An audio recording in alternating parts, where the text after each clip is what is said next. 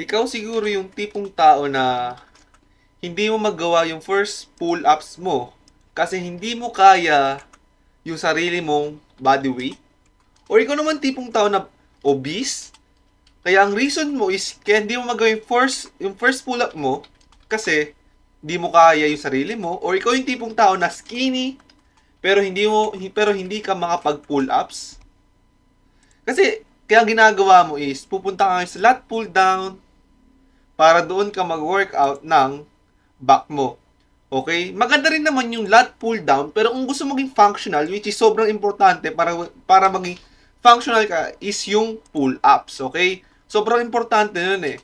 Kaya kung gusto maging functional, panoorin mo to.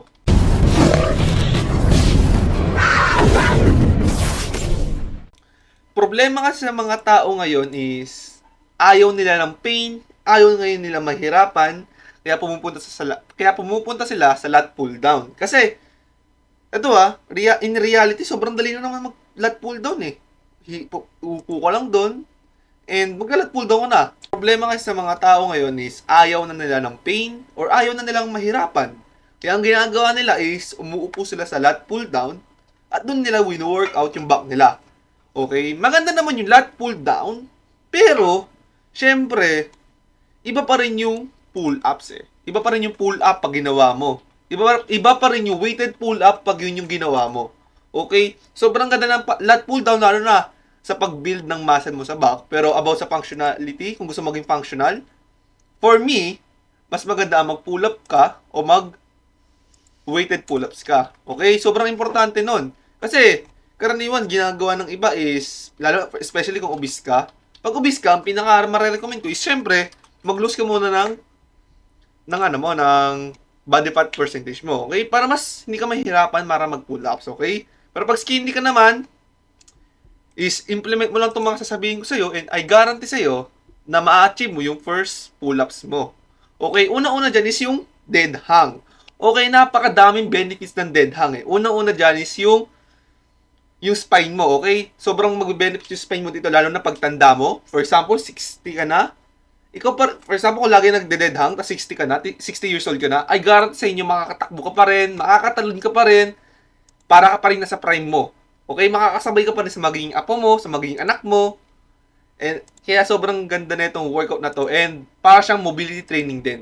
And of course, kapag nag-dead hang ka, is yung grip mo is na-work on. Okay? Kasi yun yung karaniwang, na-experience ng iba. Yung grip nila. For example, nagpo-pull-ups ka, yung grip mo is mahina, is kahit kaya mo yung sarili mo, may hirapan ka pa rin mag-pull-ups kasi yung grip mo is mahina. So, gawin nyo yung dead hang for 1 minute, 30 seconds to 1 minute. Okay, daily yan. And next naman is yung negative pull-ups. Napakagandang workout na ito kasi mas pinapalakas niya yung back mo para makapag-pull-ups ka pa. Okay, paano ba i-implement yung negative pull-ups? Tatalon ka lang. After nun, i-hold mo yung sarili mo habang naka-pull-ups ka and then dahan-dahan ka bababa. Okay?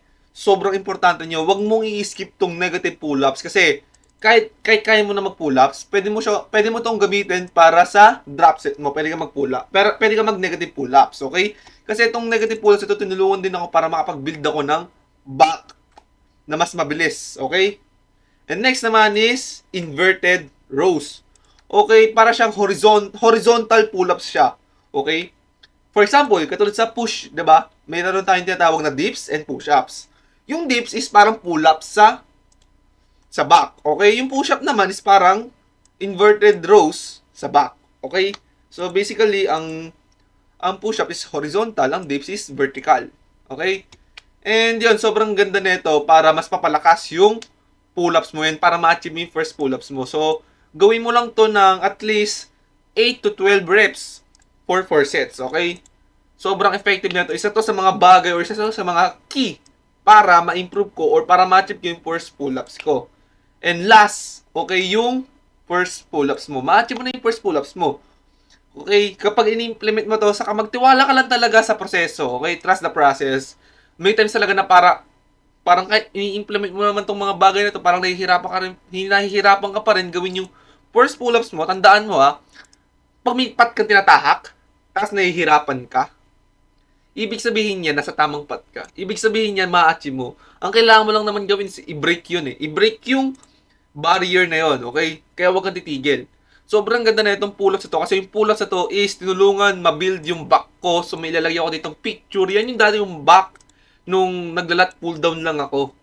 And, ito naman yung picture ko, ilang buwan lang nung ako nagpo-pull-ups. Yan yun. Okay?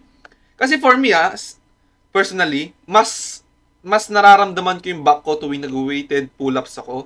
Okay? Pwede dyan magsimula ka. For example, sa isang linggo, unang back day mo is doon mo gagamitin yung weighted mo. Okay? And then sa susunod na back day workout mo naman is body weight mo lang. Okay? Para hindi siya ma-exhaust. Sobrang ganda na ito. And syempre, huwag mo kakalimutan progressive overload. Syempre, sobrang importante ng progressive overload. Kailangan mo lang naman bigyan ng reason yung muscles mo para lumaki. Okay? And especially kapag nagawa mo na yung pull-ups, for example, nakakapag 8 pull-ups ka na, implement mo naman yung drop set. Okay? Mag-negative pull-ups ka pa rin. Okay? Or mag-inverted rows ka pa rin. Kahit na-achieve mo pa rin yung mga pull-ups, huwag mo pa rin kakalimutan yung apat na sinabi ko. Yung dead hang, negative pull-ups, inverted rows. Tatlo pala. Okay, huwag mo kakalimutan yung tatlong yun. Kasi pag kinalimutan mo yung tatlong bagay na yun, syempre, parang babagal na rin yung process mo eh. Okay, itong tatlong to is hindi basta-basta to. Itong tatlo to is kahit nasa advanced level ka na, kailangan mo pa rin to eh. Okay, kaya huwag mo kakalimutan yung tatlong bagay na to. Kaya lagi mo tatandaan, paano malaman kung hindi mo susubukan.